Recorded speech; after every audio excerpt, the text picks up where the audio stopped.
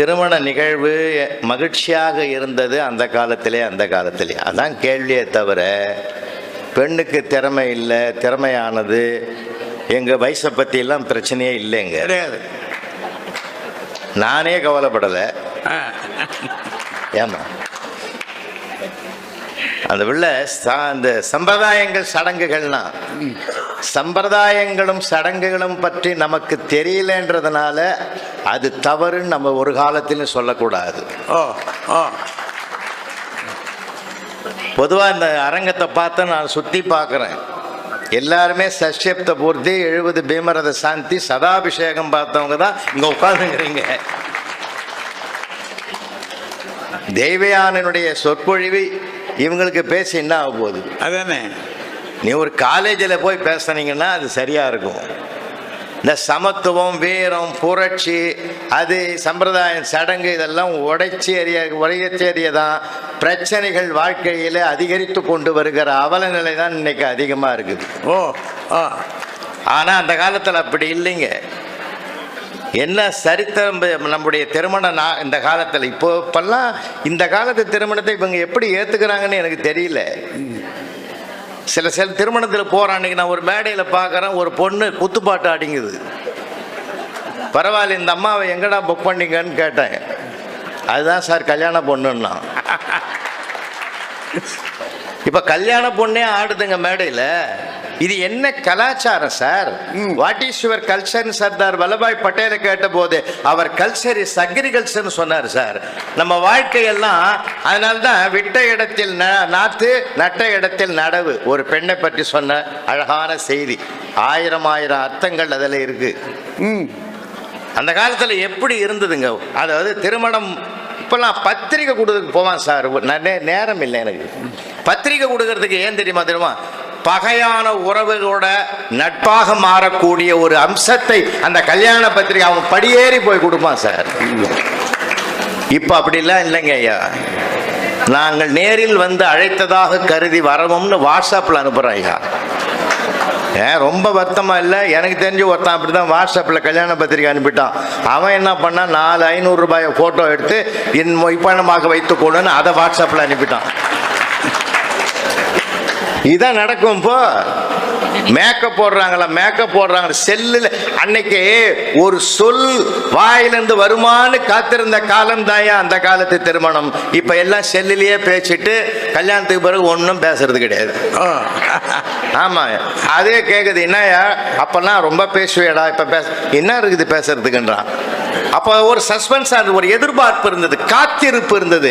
அந்த காத்திருப்பு தான் சார் அந்த காலத்து நிகழ்வுல கல்யாணத்துல என்ன அழகு. இப்பெல்லாம் மேக்கப், அப்பயும் மேக்கப், இப்பயும் மேக்கப். அன்னைக்கு ராத்திரி 12:30 மணிக்கு ஒரு அம்மா எழுந்து பவுடர் அடிக்குது, பொட்டு வைக்குது, பூ வைக்குது, லிப்ஸ்டிக் அடிக்குது. 12:30 மணிக்கு அதுக்கடி அந்த அர்த்தராத்திரியில் அந்த மேக்கப்னு வீட்டுக்காரனை எழுந்து கேட்டான். வாய மூடியும் பாடு, நான் செல்லில் ஃபேஸ்லாக்க வச்சுக்கிறேன், அது ஓப்பன் ஆக மாட்டேன்னுது. அது மேக்கப்போட பார்த்தா தான் ஓப்பன் ஆகும் போலகுது. என் கஷ்டம் எனக்கு தெரியும், நீ கம்முன்னு படுன்னு. அதுக்கு அவன் சொல்கிறான், ஒரிஜினல் மூஞ்சி செல்லுக்கே பிடிக்கல, நான் 10 வருஷமாக அவங்க கூட குடும்பம் பண்ணுறேன்னு என்னை கொஞ்சம் கருணையோட பாருன்னா. இன்னைக்கு எல்லாம் இந்த செல்போன் கருவிகள் அகப்பட்டுக்கிட்டு இருக்குதுமா. அந்த கால திருமண நிகழ்வு உறவுகள் மத்தியில் இருந்ததுமா, இப்பெல்லாம் கருவிகள் மத்தியில் இருக்குதுமா. அதனால தான் விதவிதமா போட்டோ எடுத்துங்க. நீங்க அழகா சொன்னார் சேஷாத்திரி, நாங்கெல்லாம் போட்டோ எடுக்கும்போது பிளாக் அண்ட் ஒயிட்ல வரும் சார். அப்பெல்லாம் கலர் படம் ஏது? பிளாக் அண்ட் ஒயிட்ல. அதை எத்தனை வருஷமா பாதுகாத்து வச்சிருப்போம் சார். அந்த பெட்டியில அந்த கூரை புடவைன்னு ஒண்ணு கல்யாணத்துக்கு வாங்குவாங்க, அந்த காலம் முழுவதும் வச்சிருப்பாங்க சார். நிச்சயதார்த்த பட்டு புடவையை காலம் முழுவதும் வச்சிருந்தாங்க சார். பழமையை வெல்ல எந்த காலமும் எதுவும் நடக்கவே நடக்காது சார். அதனால்தான் இந்திய நம்முடைய கலாச்சாரம் சாதாரணமானதல்ல. 60 ஏன் கொண்டாடுறான்? வாழ்க்கையை எப்படி அனுபவிச்சான்? பெற்ற பிள்ளைகள் பார்க்கறதுக்காகத்தான் 60 திருமணமே. பேர குழந்தைகளும் பார்க்கறதுக்கு தான் 70 திருமணமே. இந்த சமுதாயமே கொண்டாடுகிறது என்ற நல்ல மனிதன் என்பதற்கு அடையாளம் தான் 80 கனகாபிஷேகம் என்றால். வாழ்க்கையை வாழ்ந்து வாழ்ந்து கொண்டாடிய அருமையானது. இப்ப நீங்க புதிய பாதையில போறீங்களே, அது தவறு என்று நான் சொல்லுவேன். சரியில்லை அது. ஏன்னா கட்டின மனைவியே பல தடவை கல்யாணம் பண்ணலாம். அப்போ 60, 70, 80 என்ன வாழ்க்கை சுகம். இப்ப அப்படிலாம் இல்லையே. போகிற கலாச்சாரம் உங்களுக்கு நல்லாவே தெரியும். ரொம்ப வருத்தமா இருக்குது. இப்போ 60-50 கொண்டாடுறது இல்லையோ? கொண்டாடுறாங்க ஐயா, பழமை வாய்ந்தவங்க கொண்டாடுறாங்க. புரட்சி இல்லை இவங்களுக்கெல்லாம். இந்த புரட்சி மனசுல எல்லாமே பேசுறாங்களாம், எல்லாமே சகஜமாகறாங்களாம். மாமியாரும் மருமகளும் முத்தம் கொடுக்குறாங்களாம்.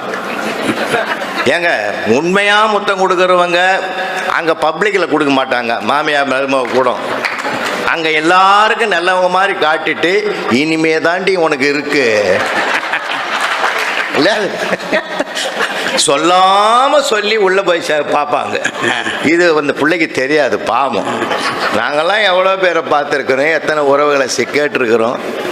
இப்பெல்லாம் வந்துங்க, அந்த காலத்தெல்லாம் ஐயாலாம் இருக்கிறீங்க, உங்களுக்கு தெரியாதுதா? பந்தியில் உட்கார வச்சு பக்கத்தில் நின்று சாப்பாடு போட்டு பருப்பு வைங்க, நெய் ஊற்றுங்க, காய்கறி வைங்க. இப்போ யாராவது சொல்கிறானா சார்? எல்லாமே டோக்கன் வாங்கின வீட்டுக்கு போயிட்டு அப்புறம் வந்து சாப்பிட்டு போகிறேன் சார். அப்படியே மீறி போய் ஒரு சம்பிரதாயத்தை இன்னைக்கு நடக்கிற கல்யாணத்தில் நான் போய் ஒரு இடத்துல மாட்டிக்கினேன். உட்காந்துங்கிறேன், நான் ஒயிட் ஷர்ட்டை வெள்ளதை போட்டு ஒரு சொற்பொழிலாம் முடிச்சுட்டு போய் உட்காடுறேன். என் கூட எல்லாரும் உட்காந்தாங்க. தம்பி கணேஷ் கூட வந்தார், அங்கேயும் உட்காந்துங்கிறாரு. எல்லாம் நான் உட்காந்து சாப்பிட்டுங்கிறேன் சார். பின்னாடி திரும்பி பார்க்குறோம், ஒரு ரோ நிற்குது சார். இது என்னடா கலாச்சாரம்? இது என்னடா யாரா நிற்கிறீங்க? இல்லை நாமெல்லாம் எழுந்த பிறகு அவங்க உட்காந்துக்குவாங்கன்னா. அதில் ஒருத்தன் சொல்கிறான், சாதம் வச்சு சாம்பார் ஊற்றிட்டான் சார், அல்ல போகிறான். பின்னாடி ஒருத்தன் சொல்கிறான், அவர் தான் புலவர் ராமலிங்கம்னா. அதுக்கு அவன் கேட்குறான், அவரை பற்றி நான் கேட்கவே இல்லையே, ஏன் சொல்கிறேன்னா. இதை என்னை எப்படி வம்புக்கு எடுக்கிறானுங்க பாருங்க. அதுக்கு அவன் சொல்கிறான், சும்மா சொல்லுவோன்னா இப்போ சீக்கிரம் எழுந்துருவாரு பாருன்றான். அதான் என்னை எழுப்புறதுக்குன்னு ஒரு கலையை கற்று வச்சுக்கிறான் சார் அவன். என்னங்க, அந்த காலத்தில் இந்த கல்யாண பானையெல்லாம் வைப்பாங்க சார், வண்ண வண்ண பானைகள்லாம் வைப்பாங்க சார், தண்ணி நிறைய வைப்பாங்க சார். அது உள்ள ஒரு மோதிரத்தை போடுவாங்க சார். பொண்ணு எடுக்குமா புள்ளை எடுக்குமா, அந்த ரெண்டு பேரும் கையை விட்டு எடுக்கும்போது நம்மால் என்ன தெரியுமா நினைப்பான், போட்டோம் அந்த புள்ள நம்ம நம்பி வந்திருக்குது, நம்ம வீட்டுக்கு வரப்போகுது, அதுவே ஜெயிக்கட்டும்னு எல்லா ஆண்களும் பெண்ணுக்கு விட்டு கொடுக்கிற ஒரு அருமையானதுயா. ஏன்னா குடும்பம்னா எப்படி விட்டு கொடுக்கணும், அனுசரிக்கணும், அதுக்கு மேலதான் தியாகம். அப்ப விட்டு கொடுக்கறது அங்கேயே ஆரம்பமாவதுயா, அங்கேயே ஆரம்பமாவது. சடங்கு சம்பிரதாயம் சொன்னீங்களம்மா, அதுக்கு மணிக்கணக்கில் கொடுங்க, தனியா பேசலாம்.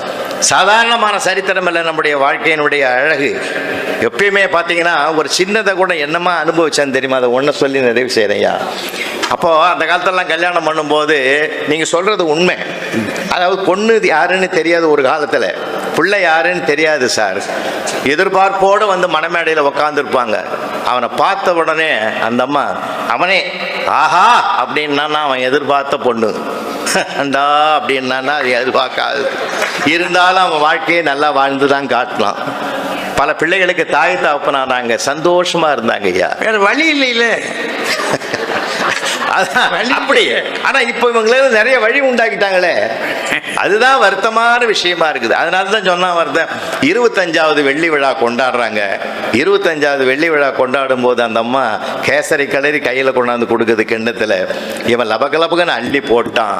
அந்த அம்மா சொல்லுது, வருஷா வருஷம் கல்யாண நாளுக்கு இப்படிதான் கொடுப்பேன், இப்படிதான் அள்ளி அள்ளி போடுறியப்பா, ஒரு நாளாவது நல்லா இருக்குதுன்னு ஒரு அபிப்பிராயம் சொல்லக்கூடாதா?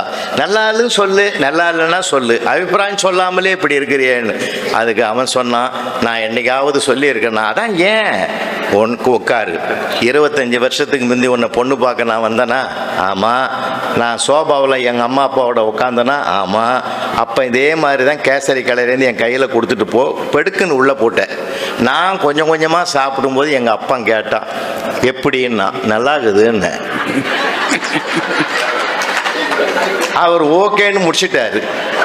நான் சொன்னது கேசரிய. அன்னையிலேருந்து என் வாழ்க்கையில் நான் அபிப்பிராயமே சொல்றது இல்லைன்னா.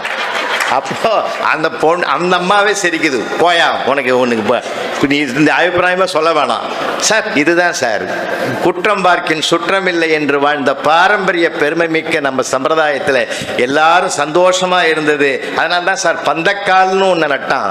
பந்தக்காலில் அத்தனை சொந்தக்காரன்னு வந்து நின்னான் சார். நாங்கள் இந்த வீட்டு விசேஷம்னா நாங்கள் எல்லாரும் ஒன்றா இருப்போம். கல்யாணம்னாலே 6 மாதம் தடபடலாக இருக்கும் சார், வீடே அமக்கலமாகும் சார். இப்போ எல்லாம் ஒரு ஒப்பந்தக்காரங்கிட்ட கான்ட்ராக்டுக்காரங்கிட்ட கொண்டு போய் ஒப்படைச்சிடுறான். அவன் சம்பந்தம் இல்லாதவன் நம்ம வீட்டு கல்யாணத்தை பண்ணுறான்யா. இன்றைக்கி இருக்கிற நிலைமை அப்படி இருக்குது. நாமெல்லாம் ஓடி ஓடி போய் செஞ்ச திருமணங்கள்லாம் இன்னைக்கு யாரோ ஒருத்தர் செஞ்சு கொடுக்குற ஒரு கடமைக்கு போய் கொண்டிருக்கிறது. அன்றைக்கு நடந்த திருமணங்கள் எல்லாம் கண்ணியத்தோடு. ஒன்று மறக்க முடியாத அனுபவம் ஒன்று மட்டும் சொல்லிடுறேன், ஒரே நிமிஷம். அப்பெல்லாம் மறுவீடுன்னு ஒன்று உண்டு, இப்பயும் உண்டா மறுவீடு? எங்கள் ஒவ்வொரு ஊருக்கு ஒரு பேர் இருக்கும். இப்போ எங்கள் ஊர்லலாம் மறுவீடுன்னு வாங்க. அந்த விழுப்புரம் தாலுக்காவில் மறு வீட்டுக்கு போனோன்னா மாப்பிள்ளைக்கு வீட்டில் சோறு இல்லைன்னா போகிறோம், மாமியார் வீட்டில் தான் போய் ஒரு வாரம் இருப்பாங்க. மாப்பிள்ளையும் பொண்ணும் பொண்ணு வீட்டில் இருப்பாங்க. போய் வடை பாயாசத்தோடு தடபடலாம் டெய்லி சாப்பாடு நடக்கும். பெரிய பெரிய தூண் வச்சு கட்டியிருப்பான் வீட்டை. அப்போ என்ன பண்ணுவாங்க, பெண்ணு பரிமாறாதுங்க மாப்பிள்ளைக்கு, கட்டின பொண்ணு பரிமாறாது. அந்த பொண்ணுக்கு தாயார் தான் பரிமாறுவாங்க, அந்த அவனுக்கு மாமியார் தான் பரிமாறுவாங்க. தலைவாழை இலையை போட்டு உட்கார வச்சு ஒன்றா வைப்பாங்க. பொண்ணு அந்த தூணுக்கு மரபாக நிற்கும். ஒரு உருளைக்கிழங்கு பொரியலை வைப்பாங்க, லேசாக எடுத்து வைப்பான், டேஸ்ட் பண்ணுவான். உருளைக்கிழங்கு பிடிக்கும், டிக்கோ தனியாக உட்காந்து அது நோட் பண்ணுக்கும், இவனுக்கு உருளைக்கிழங்கு பிடிக்கும். அதுக்கு அடுத்தது புடலங்காய் கூட்டு வைப்பான், திரும்பி கூட பார்க்க மாட்டான். இவனுக்கு புடலங்காய் வைக்கவே ஜென்மத்துக்கு செய்யாத, இவனுக்கு அது பிடிக்காது. வெண்டைக்காயை அள்ளி வைக்கும், காரக்குழம்புல வெண்டைக்காயை வைக்கும் போது அள்ளி அள்ளி சாப்பிடுவான். இவன் ரொம்ப வெண்டைக்காய் பிரியம் போலகுது, வெண்டைக்காய் ரொம்ப பிடிக்கும்னு எழுது. ஆனாலும் இவ்வளோ வெண்டைக்காய் சாப்பிட்றானே, மூளை வளரலையே அப்படின்னு மனசுக்குள்ளே நினைக்க அந்த அம்மா. அப்படி நினச்சிட்டு சிரிக்கும். ஏன் தெரியுமா, அப்படி ஒருவேளை நாம் நினைக்கிற மாதிரி வளர்ந்துருந்தா நம்ம வீட்டில் பொண்ணு எடுத்திருப்பானா. அப்படி ஒரு மனப்போராட்டத்தில் ஒரு மகிழ்ச்சியை மையப்படுத்துகிற ஒரு அற்புதமான திருமண நிகழ்வு தான் அந்த நிகழ்வு. சொந்த பந்தங்களை எல்லாம் ஒன்றாக சேர்த்த காலம் ஒரு காலம் என்றால், இன்றைக்கு யாருமே வேண்டாம், நாங்கள் இருவரே போதும் என்கிற நிலைக்கு வருகிற இந்த நிலை வேண்டவே வேண்டாம். இப்பாடைய பாரம்பரிய சம்பிரதாயம் அந்த கால மன நிகழ்வுகள் தான் மகிழ்ச்சியை கொடுக்கும். வாழ்வது ஒரு முறை, நல்ல தலைமுறை வாழ்த்த வாழ்வோம். நன்றி, வணக்கம். உற்சாகமா பேசியிருக்காரு. அன்னைக்கு எப்படி இருந்துச்சுன்றதை படம் பிடிச்சு காட்டியிருக்காரு. அன்பு மரணும் உடைத்தாயின் இல்வாழ்க்கை பண்பும் பயனும் அது என்று வள்ளுவன் வாக்கிற்கிணங்க இன்றைக்கு இல்வாழ்க்கைக்குள் நுழைகிற அந்த அன்பான தம்பதிகளுக்கு இனிய திருமண வாழ்த்துக்களை தெரிவித்துக் கொண்டு, எங்களுடைய பேரன்பிற்கும் பெருமதிப்பிற்கும் உரிய நடுவர் அவர்களே, 2 அணிகளையும் சார்ந்த அறிஞர் பெருமக்களே, எங்கள் மரியாதைக்குரிய ஐயா சோசோமி அவர்களே, இங்கே பெருந்திரளாக கூடியிருக்கிற நகரத்தார் சமூகத்தை சார்ந்த எங்கள் இனிய தமிழ் உறவுகளே, உங்கள் அத்துணை பேருக்கும் என்னுடைய பணிவான வணக்கங்களை கனிவோடு தெரிவித்துக் கொள்கிறேன். நல்லாவே கைத்தட்டலாம், தப்பு கிடையாது. புலவர் உங்களை அப்படி குழப்பி வச்சிருக்கிறேன். ஐயா புலவர் ஐயா ரொம்ப அழகா பேசினாங்க, ரொம்ப நல்லா பேசியிருக்காரு. ஏன்னா அவர் நேத்து தான் மும்பையில இருந்து இறக்குமதி ஆயிருக்கிறாரு. ஆமா, அப்படியே சுட சுட வந்துட்டாரு திருச்சியிலிருந்து. ஆமா, மும்பையில இருந்து நேரா வந்துட்டார். அதனால அங்க பார்த்த கலாச்சாரத்தை பூரா நம்ம ஊர்ல நடக்கிற மாதிரியே சொல்லிட்டு போயிட்டார். குத்துப்பாட்டு ஆடிதானே இன்றைக்கு திருமணம் நடந்து கொண்டு இருக்கிறது. இப்ப நடந்துகிட்டு இருக்கிறது இன்னைக்கு திருமணமா அன்றைக்கு திருமணமா? இப்ப நடந்து இங்க யாராவது குத்துப்பாட்டுக்கு ஆடினாங்களா? இல்ல, சொல்லுங்க ஐயா, குத்துப்பாட்டுக்கு ஆடினாங்களா? இன்னைக்கு குத்துப்பாட்டுக்கு யாரும் ஆடவில்லை. 10 பாட்டு பேசுகிற பாப்பையா அவர்களின் தலைமையில் பட்டிமன்றம் நடந்து கொண்டிருக்கிறது என்றால் இன்றைய திருமணம் எவ்வளவு அழகா இருக்குது. ஐயா மும்பையில இருந்து கொஞ்சம் திருச்சிக்கு வாங்க ஐயா. நேரில் கூப்பிட்டு கல்யாணம் நடத்தியது அன்றைக்கு. இன்னைக்கு யாரும் நேரில் கூப்பிடல, வாட்ஸ்அப்ல அனுப்புறாங்க. நீங்க யோசிச்சு பாருங்க, அன்னைக்கு நேரில் ஒரு தாம்பாளத்துல பழங்கள் எல்லாம் வச்சு போய் வச்சிங்க. அந்த பத்திரிகையை வாங்கிட்டு நம்ம வாசல் வரைக்கும் போன உடனே ஆரஞ்சு பழமா இது, எலுமிச்சம்பழம் மாதிரி இருக்குது, தேங்காவா இது, மாங்காய் மாதிரி இருக்கு, இவன் வீட்டு கல்யாணத்துக்கு போகக்கூடாது அப்படின்னு சொன்னது அந்த காலம். இன்னைக்கு ஃபோன் பண்ணி எங்க இருக்கிறீங்க வரட்டுமான்னு கேட்டா, அப்படிலாம் பிள்ளைங்க அலைய வேணாம்ப்பா, வாட்ஸ்அப்ல அனுப்புங்க, நாங்க வந்து சேருகிறோம் என்று சொல்லுகிற அன்பும் பெருந்தன்மையும் இன்றைக்கு தான் அதிகமாக இருக்கிறதே தவிர, புரிஞ்சுக்கணுங்கயா. எங்கேயாவது ஒருத்தர் பத்திரிகையை அனுப்ப, அதுக்கு ஒருத்தன் பணத்தை வாட்ஸ்அப்ல அனுப்ப, பதிலுக்கு அந்த பிரியாணியை வாட்ஸ்அப்ல அனுப்ப, இதெல்லாம் ஏதோ விளையாடி இருப்பாங்க. மாமா வச்ச விளையாட்டெல்லாம் ஐயா வந்து சீரியஸா பேசிட்டு இருக்கணும் தேவையே இல்லை. ஒரு அம்மா ஃபேஸ் லாக் பண்ணிருச்சான் மேக்கப் போட்டு, அதுக்கும் இந்த கல்யாணத்துக்கு ஏதாவது சம்பந்தம் இருக்கா? ஐயா மும்பையில இருந்து இந்த ட்ரெயின்ல வந்தது, பிளைட்ல வந்ததெல்லாம் அப்படியே வந்து சொல்லிக்கிட்டே இருக்காரு. இனிமே நீங்க வெளியூருக்கே போக கூடாது, உள்ளூர்ல மட்டும்தான் பேசணும்னு ஐயாவுக்கு ஒரு தடை விதிக்கணும். ஒரு வெளிநாட்டுல பார்த்ததெல்லாம் இங்க வந்து சொல்றாரு. அன்றைக்கு திருமணங்கள் உறவின் மத்தியில் நடைபெற்றது. ஆமா, இன்னைக்கு பூரா இவங்கெல்லாம் எதிரிகள். அவங்களுக்கு மத்தியில தான் திருமணம் நடந்துகிட்டு இருக்கு. இன்னைக்கு உறவுகளுக்கு மத்தியில தானே திருமணம் நடக்குது. அவர் சொன்ன உடனே நீங்க பாட்டுக்கு கைதட்டி விடுறீங்க, அதனாலதான் ஐயா பாட்டுக்கு அடிச்சு விடுறாரு. அன்னைக்கு மாமியார் மருமகளும் பேசிக்கிடாம இருப்பாங்க. இன்னைக்கு மாமியார் மருமகளும் கட்டி பிடிச்சுக்கிறாங்கன்னா சும்மா சமூகத்துக்காக அப்படி காமிச்சுக்கிறாங்களா? அதுல என்னங்க தப்பு இருக்கு? அன்னைக்கு மருமக மேடையில சிரிக்கிறாங்கன்னு வைங்க, மாமியார் என்ன பேசுறாங்க, பேசிக்கிறாங்களா இனிமேல் தாண்டி உனக்கு இருக்கு அப்படின்னு. ஐயா எனக்கு கேட்டா இது நல்லதுங்கய்யா. அன்னைக்கெல்லாம் மேடையில மணமேடையில மருமகள் சிரிச்சான்னு வைங்க, உங்க காலத்து மாமியார் என்ன சொல்லியிருப்பாங்க? பொம்பளை சிரிச்சா போச்சு, புகையில விரிச்சா போச்சுன்னு சும்மாவா சொன்னாங்க? உனக்கு தான் சொன்னாங்க, வாயை மூடிக்கிட்டு இரு. அவ்வளோ பேருக்கு முன்னாடி சொன்னாங்க. ஆனால் இன்னைக்கு கட்டி பிடிக்கிற மாதிரி கட்டி பிடிச்சு கொஞ்சம் குறைவா சிரிச்சேன்னா உன் முகம் அழகா இருக்குண்டா செல்லம் அப்படின்னு அந்த பெண்ணுக்கு ஏத்த மாதிரி மாமியார்கள் இறங்கி வந்திருக்கிறார்கள், தோழிகளாக மாறி இருக்கிறார்கள் என்றால் அது எவ்வளவு நல்லது. பிரச்சனை வந்தா வீட்டுக்குள்ள வச்சு பாத்துக்கிறாங்கிறது கூட ஒரு நல்ல நாசுக்கான நாகரிகம் தானே. அன்னைக்கு எல்லாத்தையும் வெளியில போட்டு உடைச்சிங்க, இன்னைக்கு நாகரிகமா நடந்துக்கிறாங்க. ஐயா சொல்றாரு, கல்யாண வீட்டுக்கு ஐயா போயிருக்காருங்க. போனவர் சாப்பிட போனவர், அவர் கொஞ்சம் பொறுமையா இருந்து போயிருக்கலாம். ஒரு 3வது பந்தி 4வது பந்தி போனா இடம் இருந்திருக்கும், ஃப்ரீயா சாப்பிட்டுருக்கலாம். ஐயா முந்திக்கிட்டு வரிசையில போய் உட்காந்துட்டார். அப்ப பின்னாடி வந்தவங்க நின்னுட்டாங்கய்யா. இவர் எப்படி சாப்பிட்டுருக்கணும்? பின்னாடி ஆள்கள் இருக்காங்களேன்னு கொஞ்சம் வேகமா சாப்பிட்டுருக்கணும். இவர் சோறு குழம்பு மோர் 3 தடவை வாங்கி சாப்பிட்டுருக்காரு. அவங்க காண்டாயிட்டாங்க. அதனாலதான் புலவர் ஐயா இப்படி சொன்னாலாவது எந்திக்க மாட்டாரான்னு கேட்டிருக்காங்க. அதுக்கப்புறமா ஐயா 2 தடவை பாயாசம் வாங்கி சாப்பிட்டு விட்டு தான் வந்தார் என்பது வரலாறு. அன்னைக்கெல்லாம் மோதிரத்தை ஒரு குடத்தில் போடுவார்கள், ஒரு மோதிரம் போடுவார்கள். இவர் எடுக்கட்டும் என்று அவள் எடுக்க அப்படிலாம் விட்டு கொடுத்தாங்களா? இப்ப எல்லாம் அப்படி கிடையாதுயா. எப்படி பார்த்தாலும் ஒருத்தர் மோதிரத்தை எடுத்தா இன்னொருத்தருக்கு ஏமாற்றம் தானுங்க. ஆனா இன்னைக்கு எங்க பெரியவங்க என்ன பண்ணிட்டாங்க தெரியுமா? 2 மோதிரம், நீ அவளுக்கு போடு, நீ அவளுக்கு போடு, 2 பேருக்குமே சமமாக சந்தோஷத்தை கொடுப்போம். தொடங்குகிற வாழ்க்கை ஏமாற்றத்தில் தொடங்க வேண்டாம். எவ்வளவு தெளிவா இருக்கிறாங்க. கல்யாண வீட்டுக்கு பொண்ணு பார்க்க போன அந்த மனுஷன் என்ன பண்ணிருக்காரு பாருங்க. கேசரிய வாங்கி சாப்பிட்டுட்டு பொண்ணு பார்க்க தானே நீ போன, நீ கேசரிய பார்த்தது இல்லையா? பஜ்ஜியே தின்னது இல்லையா? என்னைய ஒரு 50 ரூபா கேசரிங்க விற்கும், அத போய் வேமா இருந்தாலும் தின்னுக்கிட்டு இருக்காரு. இந்த கேப்ல அந்த அம்மா மின்னல் மாதிரி வந்துட்டு போயிருக்கு. அந்த மாப்பிள்ளையோட அப்பாவாது அப்பா பொண்ணு பிடிச்சிருக்கான்னு கேட்கலாம்ல. எப்படி அப்படின்னா அவன் என்ன சொல்லுவான்? நல்லா இருக்குப்பா இன்னும் 2 கரண்டி சாப்பிட்டுருக்கான். அந்த கேப்ல அந்த பொண்ணை தலையில கட்டி வச்சுட்டாங்க. இதை ஐயா வருத்தமா பதிவு பண்ணி எதை கேட்கிறாருன்னு விவரம் கண்டுபிடிக்க முடியாம இருந்திருக்காரு. இன்னைக்கெல்லாம் அப்படி கிடையாது. ஒரு காஃபி கஃபேல 2 ஃபேமிலி மட்டும் போய் உட்காடுறாங்க. இவ்வளவு பெரிய கப்புல காஃபி வாங்குறாங்க.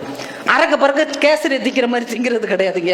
அது கொஞ்சம் கொஞ்சமா சாப்பிட்டுட்டு 2 பேரும் பேசுங்கப்பான்னு பெரியவங்க கொஞ்சம் அவங்களுக்கு ஒரு இடம் கொடுக்குறாங்க, ஒரு ஸ்பேஸ் கொடுக்குறாங்க. 2 பேரும் பேசுறாங்க. உனக்கு என்ன எதிர்கால கனவு இருக்குது, நீ என்ன படிக்கணும்னு நினைக்கிற, ஏதாவது நீங்க வேலைக்கு போகணும்னு நினைக்கிறீங்க, ஒருத்தருக்கு ஒருத்தர் பேசி புரிந்து கொண்டு அந்த 2 வீடும் இருவருக்கும் பிடித்திருந்தால் அந்த திருமணம் நடக்கிறது. இல்லை என்றால் நம்ம பார்த்துக்குவோம். எங்களுக்கு நல்ல வரன் வந்தா உங்ககிட்ட சொல்றோம், உங்களுக்கு வரன் வந்தா சொல்லுங்க. 2 குடும்பமும் நண்பர்களாக கடைசி வரைக்கும் இணைந்திருப்போம் என்று சொல்லுகிற இந்த அழகான இணைப்பு அன்னைக்கு கிடையவே கிடையாது. அந்த ஒருத்தர் சொல்லியிருக்காரு பாருங்க, பொண்ணை பார்த்து பிடிச்சிருந்தா ஆஹா அப்படிம்பாராம், இல்லைன்னா அப்படின்னு நம்பியார் மாதிரி சொல்லியிருக்காரு. இன்னைக்கு அந்த வாய்ப்பே கிடையாது, எல்லாமே ஆகாதான். ஏன்னா பிடிச்சிருந்தா தானே திருமணம். அப்ப எவ்வளவு அழகான ஒரு வாய்ப்பு இன்றைக்கு இருந்திருக்கிறது, அன்றைக்கு இல்லைங்கிறது தான் நாங்க சொல்ல வந்தோம். அண்ணாமலை பாருங்க எவ்வளவு நல்ல பிள்ளை, திருமணம் ஆகல, பார்த்து வச்சுக்கோங்க. உங்க குலத்தின் பிள்ளை தான். 100 பட்டிமன்றம் பேசி இருக்கிற பிள்ளை. அதான் ஐயா தலைமையில முதன்முறையாக பேசுகிற மேடையும் 100வது பட்டிமன்ற மேடையும் அமைந்திருக்கிறது என்றால் இது யாருக்கு கிடைக்கும்? அந்த காலத்துல உங்க அப்பாவுக்கு கிடைச்சதா, உங்க அப்புச்சிக்கு கிடைச்சதா? அவங்களும் உங்களை விட நல்லா பேசுறவங்களா தான் இருந்திருப்பாங்க தம்பி. ஆனால் அவர்களுக்கு கிடைக்காத ஒரு வாய்ப்பு இன்றைய தலைமுறைக்கு கிடைத்திருக்கிறது என்றால் இதுதாங்க சந்தோஷம். அண்ணாமலை கல்யாணத்துக்கு நம்ம தான் போறோம் பட்டிமன்றத்துக்கு. அப்ப நீங்க என்ன பேசுறீங்கன்னு பாக்குறேன். எவ்வளவு அழகா இன்னைக்கு ஒரு அந்த பிள்ளைய பேச வைக்கிற ஒரு வாய்ப்பு கொடுத்திருக்கிறோம். எவ்வளவு வசதிங்க, பிடித்த உணவு, பிடித்த உடை, பிடித்த மண்டபம், உறவுகள்லாம் பாருங்க. இந்த பிங்க் கலர்லயா கட்டியிருக்காங்க பாருங்களே, அவங்களும் அந்த கல்யாண வீட்டுக்காரங்க, நெருங்கின வீட்டுக்காரங்க. டக்குன்னு கண்டுபிடிச்சிடலாம். உறவுகளை எல்லாம் கண்டுபிடிக்க முடியலன்னு சேஷாத்திரி சொன்னார். உறவுகளை எல்லாம் கண்டுபிடிச்சிடலாம். ஒரே மாதிரி யூனிஃபார்ம் ட்ரெஸ் யார் போட்டிருக்காங்களோ அவங்க எல்லாம் நெருங்கின சொந்தக்காரங்க. ஆமா தானம்மா? ஆமாண்ணா கை தட்டுங்கம்மா. ஏமா அப்படி நீ கோபமா பாக்குறீங்க? எவ்வளவு அழகா வாசல்ல நின்னு வாங்க வாங்கன்னு அன்னைக்கு கூப்பிட்டாங்களாம். அப்ப இன்னைக்கு என்ன போங்க போங்கன்னா எங்களை எல்லாம் விரட்டினாங்க. இன்னைக்கு எங்களை வாங்க வாங்கன்னு தான் கூப்பிட்டாங்க. வெளியில எந்த பொம்மையும் இல்ல. உண்மையான எங்கள் நகரத்தார் ஆட்சிகள் நின்று எங்களை வாங்க வாங்கன்னு சொன்னாங்கயா.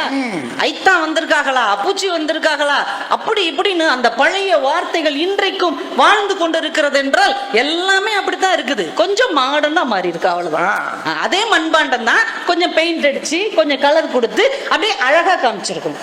அது உங்களுக்கு பிடிக்கல, இன்னும் பழைய மாதிரியே வச்சிருக்கணும் அப்படின்னு கோவமா பேசுறாங்க. அவரு வேற வேற சொல்றாரு பயங்கரமா. அவுக இவுகன்னு அன்னைக்கு சொல்லுவாங்களாம், இன்னைக்கு வாடா போடான்னு சொல்றாங்க. இப்படிதான் ஒரு பொண்ணு கணவனை பார்த்து போடான்னு சொல்லியிருக்கு கல்யாணத்தன்னைக்கு. அந்த பையன் சொல்லியிருக்கான், போடான்னு சொல்லாத வாடான்னு மட்டும் சொல்லு. பிடிச்சிருக்கா இல்லையா? ரொம்ப சந்தோஷமா அதை அனுபவிக்கிறாங்க இன்றைய தலைமுறை. அன்றைக்கு கணவனின் முகத்தை பார்த்து பேசுவதற்கே 3 வருடங்கள் ஆனது. இன்னைக்கு கை கோர்த்து அப்படியே சந்தோஷமா நடக்கிறாங்க.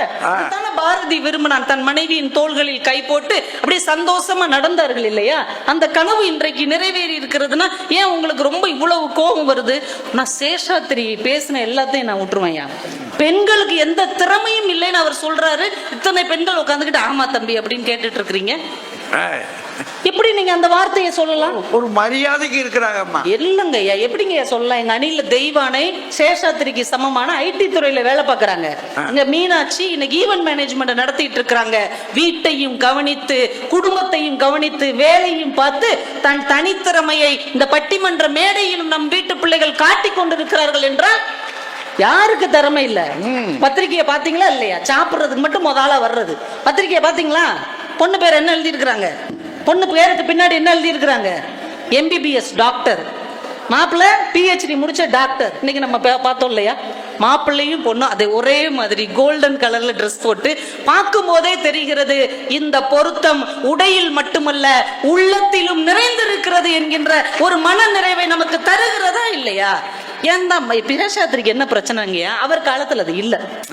அவர் காலத்துல அது இல்ல. அந்த வருத்தத்திலையும் வேதனையிலையும் கொந்தளிச்சு இந்த பிள்ளைய போட்டு பாடா படுத்துறாரு. மீனா சொன்னுச்சா, எனக்கெல்லாம் வயசு குறைந்து கொண்டே போகிறது, சேஷாத்திரிக்கு வயது அதிகரித்து கொண்டே, அப்படியேதான் சொன்னுச்சா அந்த பிள்ளை. அந்த அணியில 2 பெரியவங்க இருக்கிறாங்க, நீ சின்ன பையன் ஏன்பா அங்க போய் உட்கார்ந்தன்னு ஒரு அக்காவா கேக்குறாங்க. இத பொறுக்க முடியாம சேஷாத்திரி அடுத்த வருடம் மீனாவுக்கு 10 வயது குறைந்து விடும், அடுத்த வருஷம் தவண்டுகிட்டே மேடைக்கு வருவாங்க, அதுக்கு அடுத்த வருஷம் தொட்டில படுத்து தூங்குவாங்க. என்னையா அது? சொல்லணுங்கிறதுக்காக என்னத்தையாவது சொல்றதா? உங்களுக்கு கொஞ்சம் வயசாயிடுச்சுன்னா ஒத்துக்கோங்க, ஆமாம்மா உன்னை விட நான் மூத்தவன் தான், உனக்கு அண்ணன் மாதிரி தான் சொல்ல பழகுங்களேன். வயதை ஏற்றுக்கொள்ள மறுக்கிறவர்கள் நீங்க இங்க இப்படி பேசிக்கிட்டு இருக்கிறீங்க. அப்பூச்சி மெலிஞ்சா பரவாயில்ல, நல்லதான். மெலிஞ்சா லோ சுகர் வந்துடும். அதை தயவு செஞ்சு புரிஞ்சுக்கோங்க. ஜப்பான்ல கல்யாணம் நடக்கு, சமயபுரத்துல பொண்ணு இருக்கு. ஐயா நம்மலாம் ஜப்பானை இதுக்கு முன்னாடி எங்கெங்க பார்த்தோம்? ஜப்பானில் கல்யாணராமன் ஒரு படத்துல பார்த்திருக்கோம். இன்னைக்கு நம்ம வீட்டு திருமணங்கள் ஜப்பான்ல நடக்குதுன்னா இதை விட வெற்றி என்பது வேற எங்கே இருக்கிறது? 2 நாடுகளையே இணைக்கிற அளவுக்கு நம்ம திருமணம் மாறி இருக்கிறது. ஐயா நான் ஒண்ணு மட்டும் நான் சொல்லி முடிச்சிடறேங்கய்யா. அந்த காலத்து திருமணங்களில் ஒருவரை ஒருவர் புரிந்து கொள்வதற்கான வாய்ப்பு இல்லை. இன்றைக்கு ஒருவரை ஒருவர் புரிந்து கொள்வதற்கான வாய்ப்பு, ஒரே வயசு இருக்கு பாருங்க. அன்னைக்கு 20 வயசு பொண்ணுக்குன்னா 35 வயசுல எல்லாம் திருமணம் பண்ணி வச்சாங்க ஆணுக்கு. அவ்வளவு ஏற்றத்தாழ்வு இருந்தது. கிட்டத்தட்ட இன்னைக்கு பாருங்க 4 வயசு 5 வயசு வித்தியாசம் தாங்கும் போது அந்த ரசனை ஒரே மாதிரி இருக்கு, சிந்தனை ஒரே மாதிரி இருக்கு, எண்ணங்கள் ஒரே மாதிரி இருக்கிறது. இந்த சிந்தனையும் எண்ணமும் ரசனையும் ஒரே மாதிரி இருப்பதால் இந்த வாழ்க்கை இனிமையாக இருக்கிறது, மகிழ்ச்சியாக இருக்கிறது, கொண்டாட்டமாக இருக்கிறது என்று சொல்லி எங்கள் பக்கத்து ஊர்க்காரி ஆண்டாள் சொன்னால், கனா கண்டேன் தோழி என்று சொன்னால், இன்றைக்கு திருமணத்தில் என் கனவு நிறைவேறிவிட்டது தோழி என்று சொல்லுகிற அளவுக்கு திருமணம் சிறப்பாக இருக்கிறது என்று கூறி மணமக்கள் பல்லாண்டு பல்லாண்டு வாழ வேண்டும் என்று வாழ்த்தி அத்துணை பேருக்கும் நன்றி கூறி விடைபெறுகிறேன். நன்றி, வணக்கம்.